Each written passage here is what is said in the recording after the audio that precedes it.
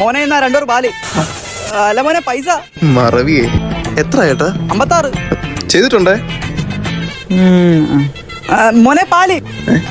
മറവിയേ പാലിന് കാശ് കൊടുത്തില്ല. എന്തു കിട്ടോ റെസ്പോൺസിബിലിറ്റി ഇല്ലാത്ത? ഞാൻ കാശ് തരാതെ പോയണ്ടില്ലേ? ആ അടച്ചിട്ടുണ്ട് കേട്ടോ. Don't repeat this again. നാളെ ഈ പാലന്നെ കൊടുക്കാം.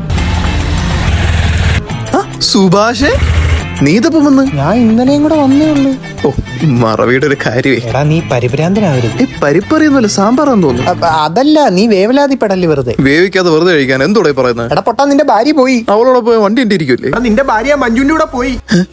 എന്റെ ചിഞ്ചു പോയി മഞ്ജുവിന്റെ കൂടെ. ആ മഞ്ജുലാലൻ തിണ്ടി. ഹലോ മഞ്ജുലാലല്ലേ? അതെ. ഞാൻ എന്തിനാ വിളിച്ചെന്ന് മനസ്സിലായോ? ഇല്ല ഏട്ടാ, എന്തിനാ വിളിച്ചേ? ഞാൻ മറന്നുപോയി, പിന്നെ വിളിക്കാം. എടാ സുഭാഷേ, നീ ഇത് ഗൾഫിൽ നിന്ന് പോകുന്നു?